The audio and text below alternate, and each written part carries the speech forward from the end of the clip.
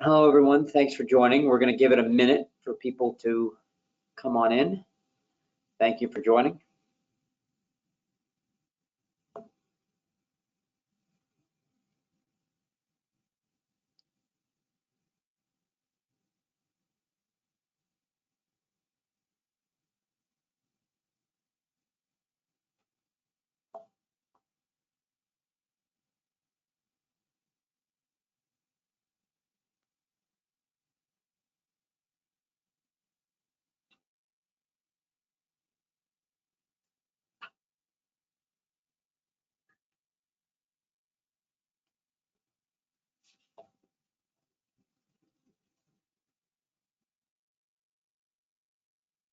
All right, we'll get started here. Well, good morning to those on the West Coast. Good afternoon to those that are on the East Coast and those that are joining from Europe. Good evening. Thank you all for joining us today to talk about a topic we are very excited about, the basics of financial planning. We had a lot of signups, a record amount of signups for this webinar, so we're excited for all of you that are excited for it as well. And we hope you enjoy what we've prepared for you. Just a housekeeping note, this webinar is going to be recorded, so if you have to leave early for another meeting or something like that, this will be recorded and sent out after. And also, if you have any questions while we are speaking, feel free to throw them in the chat, and we will be monitoring that as the meeting goes on. All right, my name is Andrew McGill, and I'm a wealth advisor here at 12 Points. I've personally been in the industry for just about 7 years now. Many of my clients work in the biotech industry, although I have many clients that range different industries. I am a golf nerd, so a lot of my clients happen to like golf as well, and would love to talk to any of you that are on this sometime, and excited for our presentation here today to share some things for you. I'm joined here by Barbara Mayetta, who will introduce herself. Hi, I'm Barbara, and I'm also a wealth advisor here at 12 Points. I work primarily with pre-retirees and people who are in their retirement, and I work a lot with helping them see and challenging them to see the possibilities for their lives after their career and helping them find more meaning and fulfillment and financial security in their retirement. Wonderful. So, basics of financial planning. So we've really drilled this down to 3 key areas: goals, savings plan, and protection. And we're going to be covering all 3 of these areas. And to go with the Jenga analogy, which this slide reminds me of, Jenga we found there's a goal in that game of carefully removing and repositioning blocks without toppling the tower. Financial planning is no different and involves strategic decisions and adjustments to your financial life to make sure that you achieve the goals without causing a financial collapse. So we think that we're going to cover all these things today. We know we're going to cover all these things today, and we're excited to share these 3 areas with you. So speaking of goals, in anything you do in life, whether it be planning for a vacation, or maybe it's trying to run a road race, whatever it may be, having the end in mind is critical so that you can back into what you need to do today, tomorrow, the next day to make sure that at the end of the day you achieve that goal. Financial planning is no different, and we're going to talk about here about what some of those goals can be and help you to start thinking about what those things are. So some of you are starting to ask, okay, well, how do I go about defining what my goals are? Or, what do you mean by goals? So we'll talk a moment about that. Goals are very individualized to people. So I'm going to talk about a little bit about what we see as different goals in different phases of life. But you need to individualize the goals to you. And to start doing that, I like to always suggest that people ask themselves the question, what do I want from life? What's important to me? And this is a good question to sit by yourself a little bit and ask yourself and think about, whether that's, once a year or once every 6 months, but always to keep questioning yourself, what's important? So we're going to talk about goals right now as a little bit by life phase because we see different goals. And the first thing to do is to think about, what are my personal and professional goals? For somebody who's early in their adult years, we often see them think about, oh, getting established in my career, or maybe exploring what my career options are.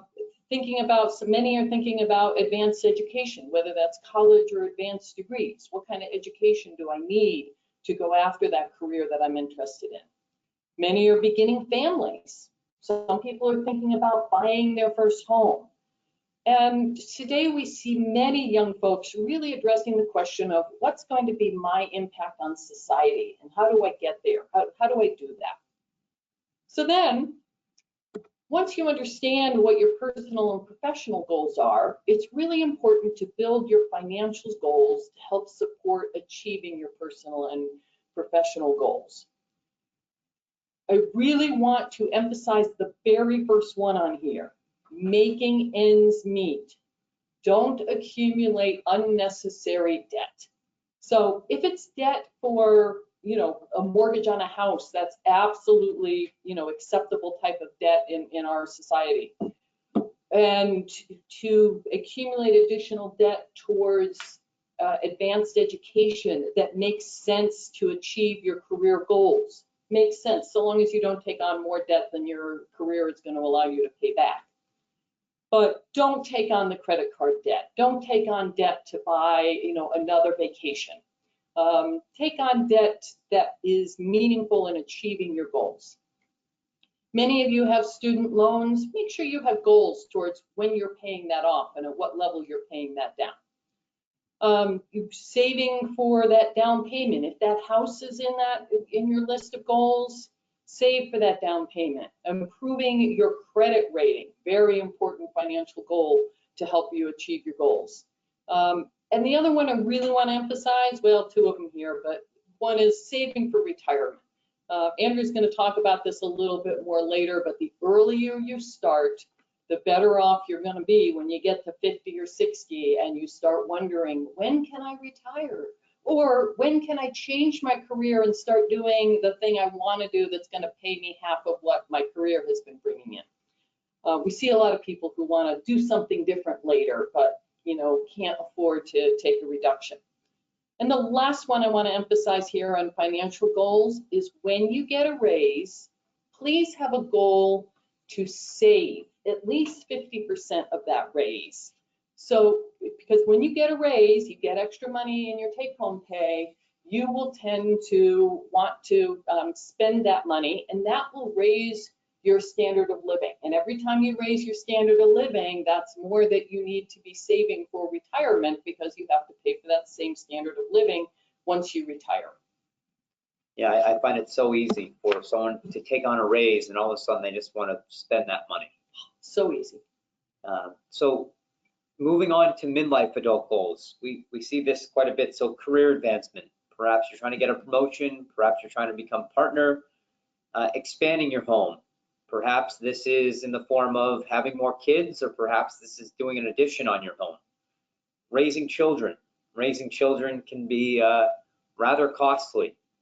Figuring out what is the cost for if you have to do daycare or whatever it may be for your children. Oh, what about all those after school activities and the sports they take on? Oh, man, yes. I paid a lot for that. Those things can certainly add up, and no doesn't seem to ever be an answer on some of those things. I will tell you that. Advanced education. So we'll see folks going into graduate school. Again, understanding that you might have to take on loans to go to graduate school, getting advanced degrees somewhere else, or maybe it's even just going back to school. College for kids, starting to save for that. Caring for parents.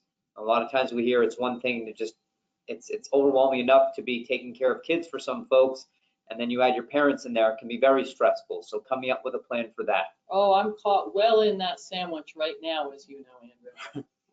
I know that well, and I know how much hard work you put into that.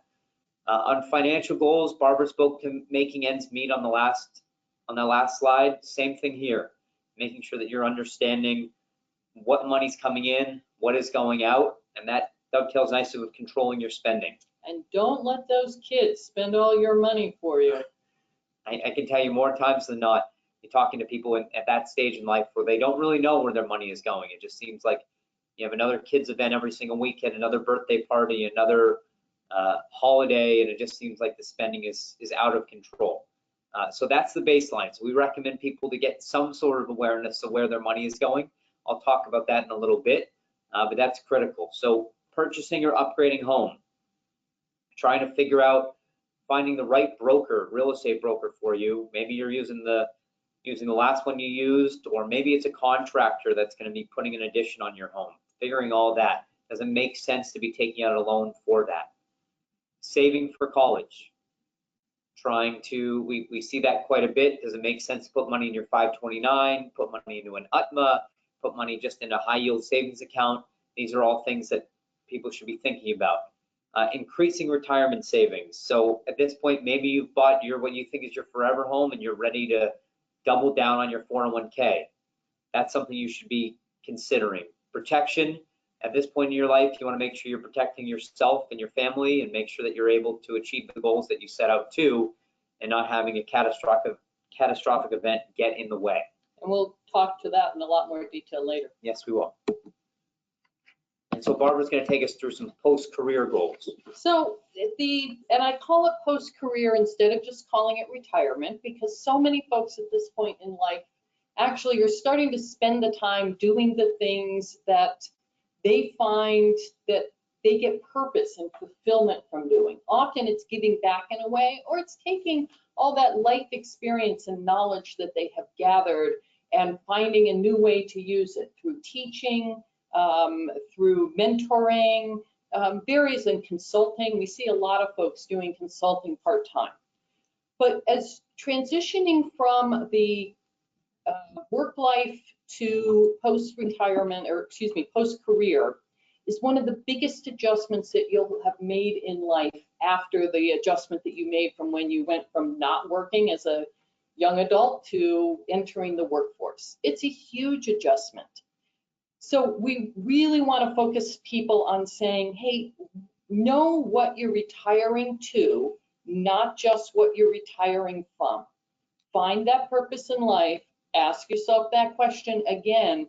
What do I want from my life, or what do I want to achieve in my life? Remembering now that life expectancy is increasing a lot, and depending upon how old you are today, it may be a good 25, 30, 35 years people are spending in retirement. So it's really important to think about these goals. And as you see here, people are thinking about what their ideal career is, giving back, travel, spending time with extended family, taking care of them, lots more leisure activities, and love to see everybody have goals towards their health, because the biggest investment you have in retirement and throughout your life is your body. Please take care of it. Yeah, it's truly amazing to see how this space has really developed as longevity has increased. And that I love that it's called post-career goals, because there's a lot of things to do out there with the hard-earned money that you saved over time, and it's critical you come up with a plan. Absolutely. And financial goals for this period change dramatically also, because now one of the first things that people really are challenged with as they go into retirement is, okay, Social Security is coming in. Maybe if you're, a late boomer now, you still have a little bit of a pension from somewhere. Most people don't, but I'm going to be living off the money I've been saving. Well, where do I make my withdrawals from? What's the most tax efficient way to do that? What's the best way to do that while still earning income on the money that I have? And this can be very confusing, and if you do it incorrectly, you could run into some problems later on. Also, understanding your retirement accounts. Retirement accounts have different rules associated with them related to when you can take withdrawals and when you're required to take withdrawals, and how you can consolidate them. It can become very confusing. Make sure that you have goals to understand all of this and make good decisions going forward. Estate planning. Hopefully you've done this beforehand, before this point in life, but it's really important now at this point in life that you address your estate plans again and make sure that they fit where you are at this point in life. The other thing I'm going to mention on this is check the beneficiaries of all your accounts. And yes, we actually have seen cases where somebody was divorced, remarried, passes away, and they have an account that still has their ex-wife's name as the beneficiary. And it's not a good family situation when that happens, because you can't get it back. Medicare and supplemental coverages, really important part of your financial planning. Many people want to downsize. This is a great thing to do, helps you financially, also helps you in not having to do all the maintenance of potentially where you've been living. Social Security and pensions, a lot of decisions to be made here about how they contribute to your financial well-being. And the last thing I want to mention that didn't make my list here was planning for longevity. As we mentioned, good chance that you can live a lot longer than you anticipated. And love to tell the example right now. My mother, her side of the family, the oldest living relative she had was 84 when they passed away. My father's side of the family, his mother and his brother lived to the age of 86. So my parents didn't really plan to live past 85. They are both still living in their own home at the age of 94. That's 9 years past when they thought they would live. And unfortunately, they did not really plan for their lifestyle during this time, that they've just spent the last 9 years not doing much because they weren't really planning on living. Plan for your longevity, both financially and what's giving you purpose and meaning in life. Yeah, wow, that's pretty incredible. And the other thing that stands out to me, you mentioned the estate planning, and we'll get into that a little bit, and I just want to call out right now, there's many people who have done their estate planning, but unfortunately, the way that it's set up is not set up well with their current accounts. So maybe the beneficiaries aren't set up properly, or maybe the accounts aren't titled properly. It's important to not only do an estate plan, but make sure that their accounts are reflecting what their wishes are. So. Oh, and while we're on that, I'll just add one more, which is if you have some substantial wealth, you may not want your adult children to inherit everything if they're in their early 20s. So there may be a period of time when they're in the early 20s when you use trusts, so that if you were to pass away at that point in time, the money is dripped out to them instead of just, giving somebody $300,000 all at once who's 22 years old and looking at a Jaguar. Yeah. And we've seen that too, although maybe it wasn't a Jaguar, but. Yes. So we're going to talk about this. This falls under your savings plan, and we think the inverse of a savings plan is a spending plan, and it's really just overall cash flow planning. And the best way we think to describe this, a good analogy would be a funnel. And you can see here we have the faucet up top. That's going to be your income, and money is flowing into your personal funnel.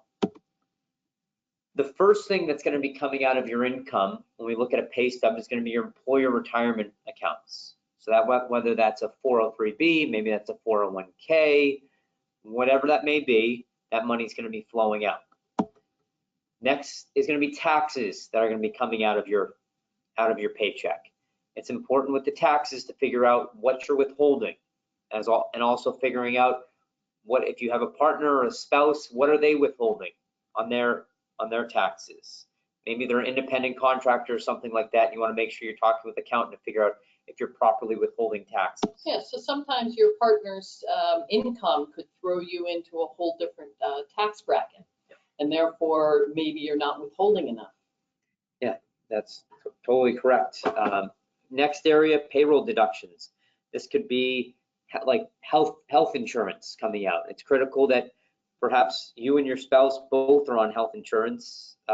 We've seen that before. You want to make sure that you only have one health insurance, making sure that you're figuring out what you are paying for all your payroll deductions.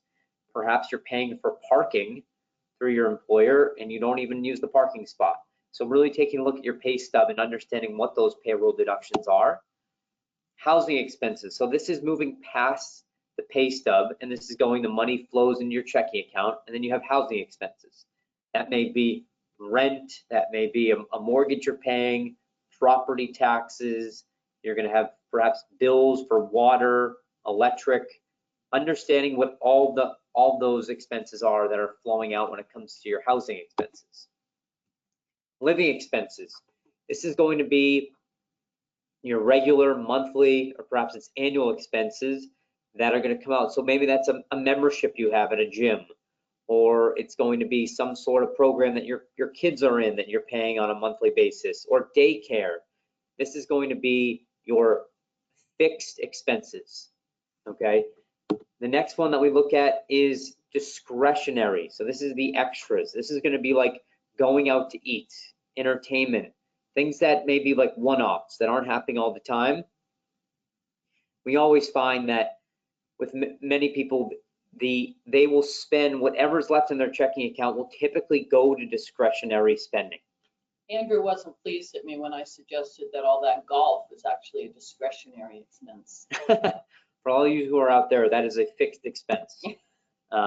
So residual savings. So what we typically find is, as I said before, many people will have their paycheck come in, everything will leave that we went through, and then whatever money is left over will either be spent or it will go to their checking account. And hopefully, knock on wood, that checking account grows because they're spending less than what comes in. We don't think that is the proper way to save. We think that you can be much more proactive with that. And we often say, you may have heard of it before, pay yourself first. So before you pay your rent or your mortgage, make sure that you're paying yourself first. Make sure you are your first line item. How do you do that? Perhaps it's going to your payroll and telling them, not only do I want my check to be going to my checking account, I want a portion of that check to be going right to my savings account to make sure that you're paying yourself first.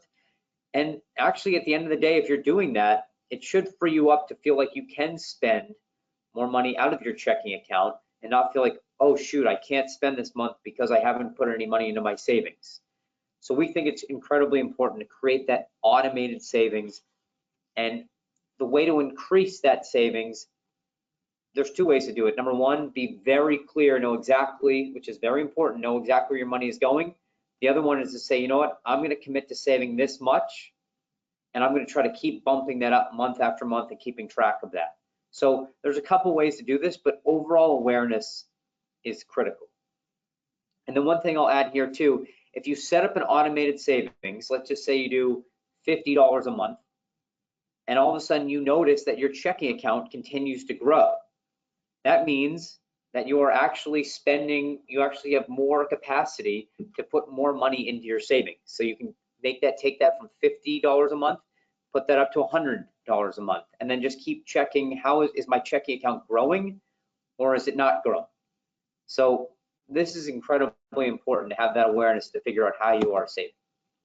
So to summarize this, what we want you to do is think about every dollar.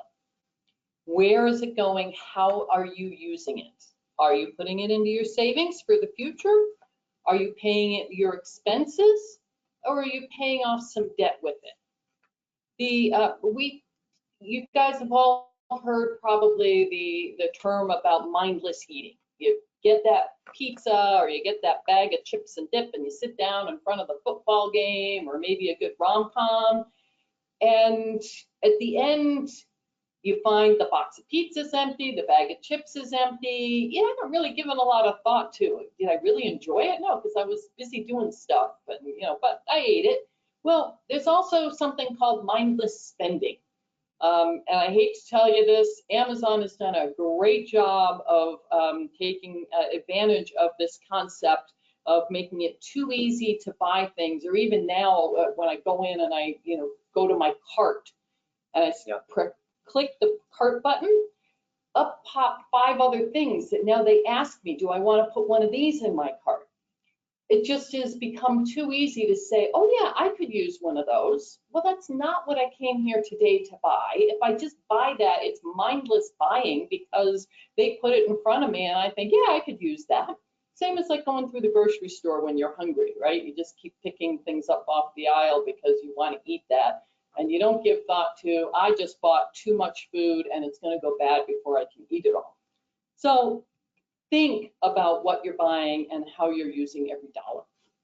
Yeah, don't go to the grocery store when you're hungry. Don't go on Amazon when you think that you have discretionary income to spend. Or maybe never go to Amazon. Yes, yeah, or maybe never go to Amazon. All right, so next piece, and this is about your savings plan. Take advantage of any match. So it's very important that you are making use and taking full advantage of the retirement plan you have through your work. And number one, we always say, make sure you understand what your match is and 100% put your money all the way up to that match.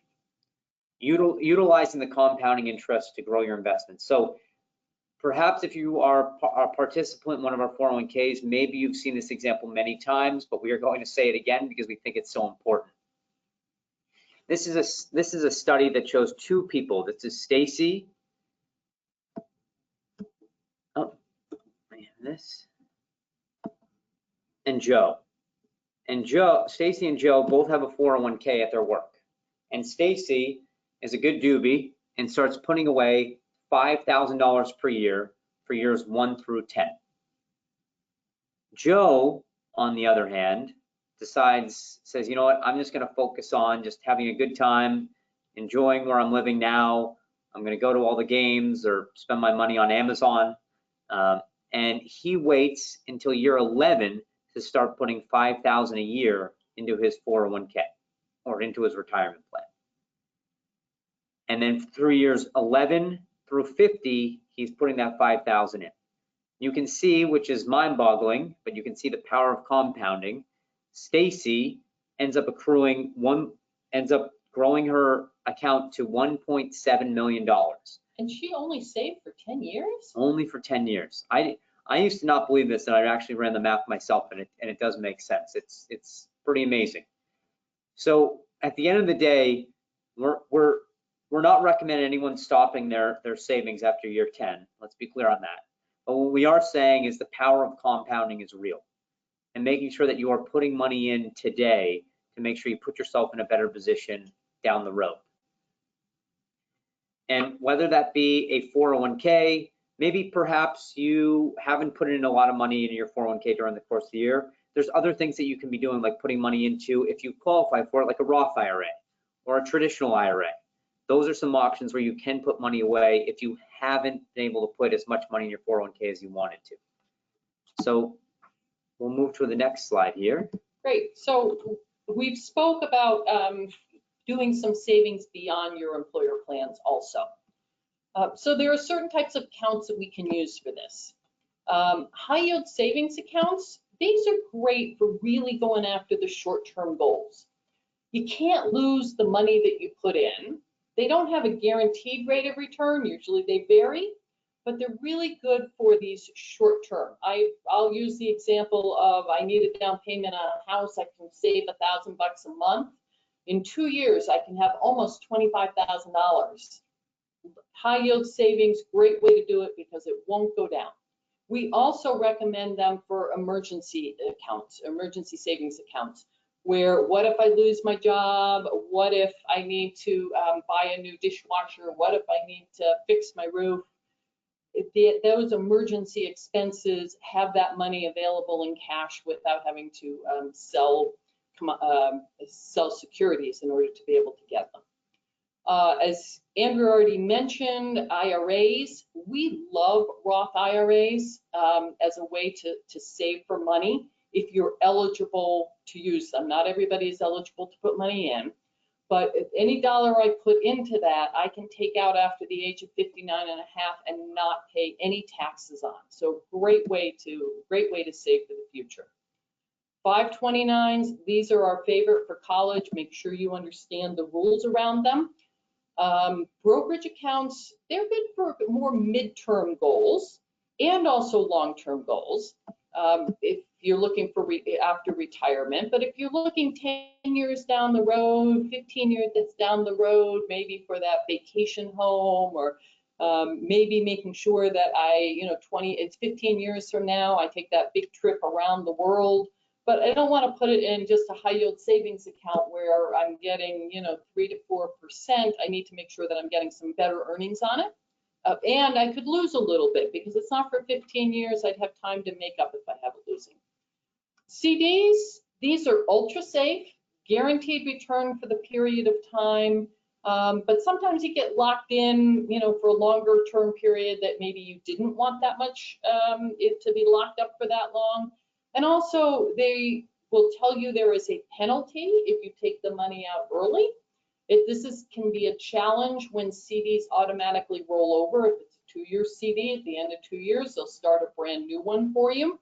And then there's a penalty if you take your money out. But try not to get too scared by the penalty because sometimes they're not that big and you ought to know what the penalty is because you might just want to pay it to get your money out at the appropriate time. Awesome. And we have one question here that's from Joe here. What's a good interest rate on high yield savings account? So this is a great question, and your interest rate is at 4.15%. That's a strong interest rate. We're seeing rates actually coming down with the Federal Reserve cutting rates as of late. 4.15 is a great place to be. We are seeing the top right now being about 4.75%. So anywhere between low 4s to high 4s, we think going forward is a good place to be.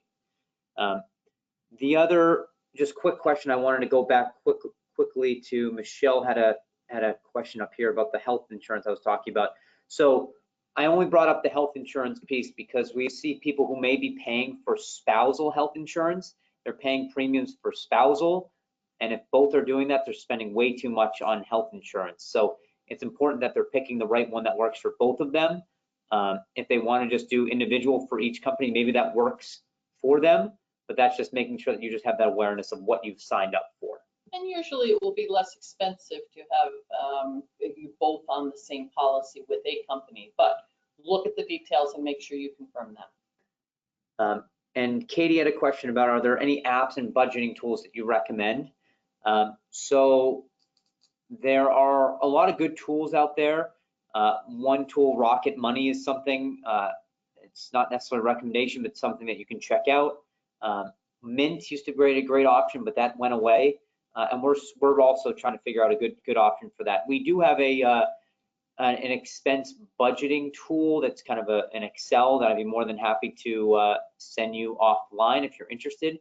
Feel free to just send me an email at andrew@12points.com and I can send you that Excel to keep you organized. Also, check out what your banks offer. I know that Bank of America offers a budgeting tool or expense management tool also that you can hook up your credit cards and your checking account.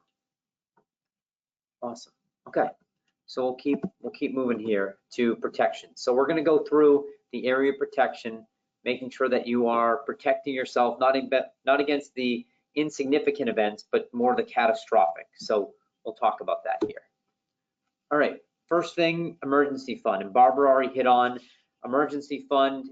Is high yield savings account is a great place to keep that because there's not a lot of volatility there. The rates might come down a little bit, but you're not getting exposure to the stock market. This is really a buffer for unexpected expenses. It's kind of like if your tires, or you're going to need all new tires, all of a sudden if you get all flat tires and you need a new tires, your car insurance isn't going to cover that. You're going to need to have that set aside so that you can use that money. It provides that financial security. In terms of how much you should have, we recommend having 3 to 6 months of living expenses. So that's why it's critical to know how much money you are spending each month. So we say if there's a household with 2 incomes, we recommend having 3 months of living expenses. 1 income in the household having 6 months. This is just a number that we use as a guideline. If for you it's having $100,000, or let's just say there's going to be layoffs that are happening at your company, it may make sense to increase your emergency fund to make sure that you could live through 1 year of trying to find a job. And that's why that's incredibly important. And making sure you're starting that like tomorrow or as soon as you can, build that up, because we know that it always seems in life it's not when, it's not if, but it's when you're going to have something pop up and you're going to need money to pay for that. Yeah, and this helps people from not putting it all on their credit card and paying 18% interest to cover these additional or unexpected expenses. So, oh, Judy, so we had a question here. I'm gonna hit these, we'll hit these at the end. There's a lot of great questions here. All right, so types of insurance. So insurance is something that's critical, and understanding all of them is very important because everyone has their own distinct thing that they protect. So life insurance, that's going to be protecting your life and your family in the event of a premature death, making sure that the money that would have come into your family comes in.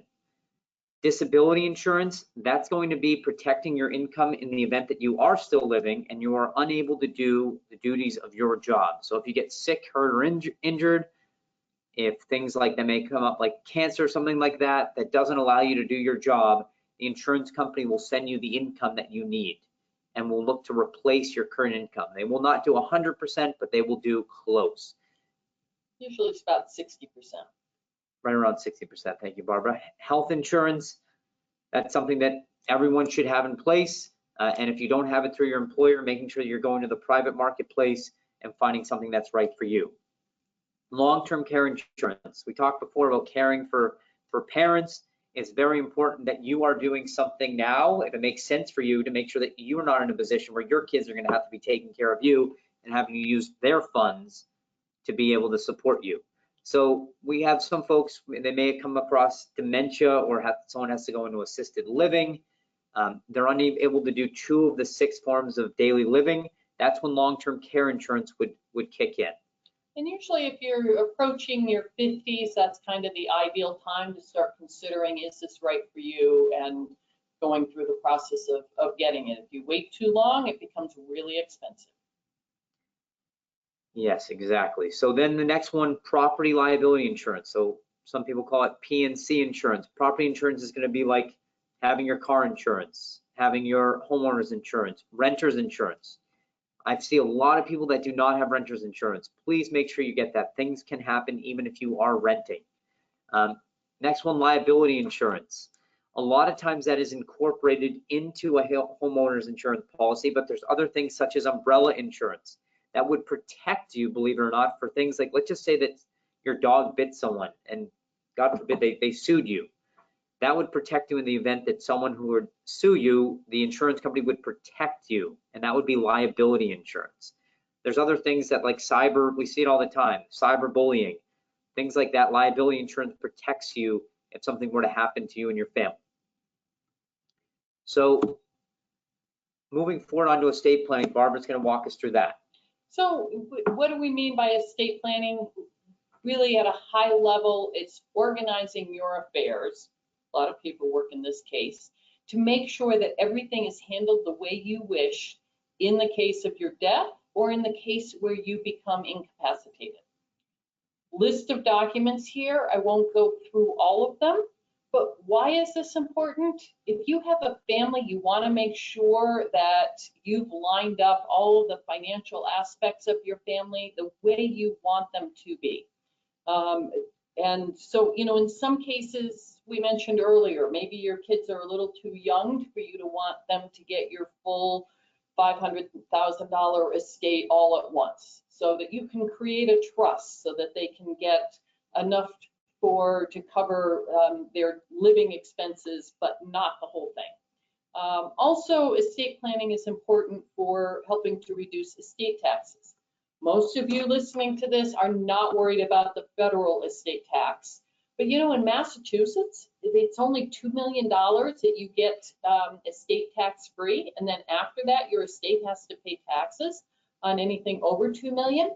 And if you live in Massachusetts, by the time your house is, you know, very expensive real estate up here, and then you add your 401ks on top of that, and a lot of people who don't think that they have a lot of money find themselves getting right up to that $2 million amount. And you can do things to reduce your estate taxes if you have more than $2 million. These estate planning documents are also extremely important to make sure that decisions are made the way you want if you're incapacitated. And then last thing I want to mention is that item there on your healthcare proxy for adult children. If you have children who are 18 years or older, they are adults. And while many hospitals, if your child is in the hospital and unconscious and can't make their own health decisions, many will talk to you as the parent, but some will not, because it's not actually allowed by law for you to be allowed to make decisions for your child who is an adult. But they can create a healthcare proxy. It's a very simple document that allows whoever they designate to make their health care decisions for them if they cannot, and for the doctors to talk to you about it. So it's a real simple thing to do. When my children, who were all in college during the pandemic, were going back to school before we even had vaccines, I got healthcare proxies on with all of my kids, so that if something happened and they ended up in the hospitals would be talking to me and we could help make decisions for them. So in kind of conclusion here at the end, what would we like to see you guys doing as a result of meeting with us today? We want you to keep focus on achieving your goals. That requires setting your goals and updating them often. We want you to keep track of where you're spending money, saving money, paying off debt, and make sure that you keep yourself, once a year, take a look at these goals, update your goals, and make sure that you're headed in the direction that you want to be. Because if you don't have goals and you don't have the plan to get there, you're not going to achieve your goals. And last, protect your funnel. Is that DI insurance, disability insurance, to protect the faucet, the money that's coming in? Is that protecting the funnel, protecting the assets that you have? Or is it protecting your future savings? So please make sure that you think about all that we talked about in the ways of insurance and estate planning, and having your emergency fund for when you need it. It's been a pleasure talking with you. And Andrew, do we have more questions? Do we have time? We have a couple minutes. Yeah, we have a couple minutes here. I just want to, so one of the things I wanted to make a point of was someone offered a recommendation, and this was not our recommendation, but they recommended YNAB. You need a budget. That would be a good tool for keeping your expenses organized. He said, great recommendation for budget tool. We have another question that says, I'm still in college but working. How little is too little to invest a Roth for a broker to be willing to take me on? So if you go to somewhere like a Vanguard and just open up an account, I know that they do not have any minimums, and you could put as much as, if you're in college and whenever you want to put money into a Roth IRA, you can put in as much as you are making. Up to? Yes, up to the $7,000. So for instance, if you make $50 working a part-time job in college, or let's say $500, you can put $500 into a Roth IRA. That's a critical part. We had a question, what is the price range of long-term care insurance? I really don't like responding to a question with an it depends. However, it is all dependent on the level of coverage, first off age, as well as the level of coverage that you're looking to have a month. There's some different options. It can be paid on a monthly basis. You could do a lump sum. Sandra, if you want to send me a note offline, I could help you more with your situation, and that would be at no cost, just to give you what those numbers would look like. And there also is, just so you know, there's underwriting involved in actually getting a long-term care quote, where they'll ask health questions because they just want to make sure they're not giving long-term care to somebody who is, going to need it in the next 2 years. So they want to make sure you're healthy, or reasonably healthy for your age. And last but not least here, Sandra, if you want to send me a note offline, we can talk about what those documents are. I'm assuming you're talking about estate planning, but we can speak to both long-term care as well as the estate piece. So that, our pleasure, and that is it. Thank you all for joining us today. We are right at 12:44. Have a great rest of your day, and we look forward to having you at our October webinar next month. Have a great day, everyone. Bye now.